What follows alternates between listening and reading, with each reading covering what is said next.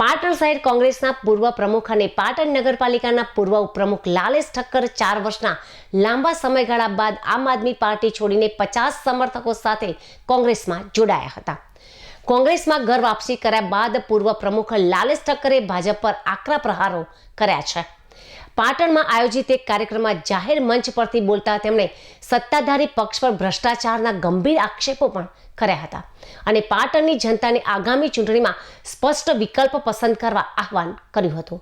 લાલેશ ઠક્કરે આકરા તેવરમાં જણાવ્યું હતું કે હવે પાટણની પ્રજા પાસે 2 જ વિકલ્પ છે। જો તમારે મીઠાઈના પડીકાની અંદર પૈસા ભરીને કામ કરાવવું હોય તો તમારી પાસે ભાજપને વોટ આપવાનો વિકલ્પ છે।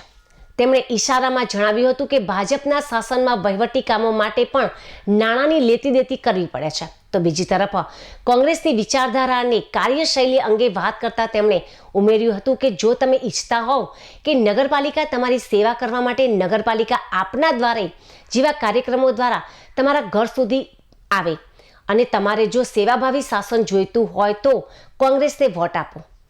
જાહેર મંચ પરથી પાટણની પ્રજાને સંબોધતા તેમણે સ્પષ્ટ કર્યું હતું કે આગામી સમયમાં જનતાએ નક્કી કરવાનું છે કે તેમને ભ્રષ્ટાચાર યુક્ત વહીવટ જોઈએ છે કે પ્રજાલક્ષી અને સેવાભાવી શાસન। લાલેશ ઠક્કરની આ ઘર વાપસી અને ત્યારબાદના તેવરથી પાટણના રાજકારણમાં ગરમાવો આવી ગયો છે। બીજા વ્યક્તિને એમ કે તમે મીઠાઈનું પડીકું લીધા વગર કામ નથી કરતા અને બીજો કોર્પોરેટર બીજા દિવસે પ્રેસ કોન્ફરન્સ કરીને પાછો એવો જવાબ આપે કે મીઠાઈના પડીકા લીધા વગર તમે કામ નથી કરતા। ત્યારે પાટણની પ્રજાએ એકબીજાને એવું પૂછ્યું કે આ મીઠાઈના પડીકાની શું વાત છે।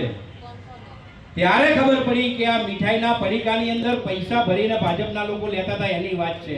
એટલે આખા ગુજરાતની અંદર લોકોને ખબર હતી કે મીઠાઈના પડીકામાં મોહનથાળ આવે, મીઠાઈના પડીકામાં દેવડા આવે, મીઠાઈના પડીકામાં પેંડા આવે, પણ પાટણથી લોકોને ખબર પડી કે મીઠાઈના પડીકામાં ભ્રષ્ટાચારના પૈસા પણ આવે।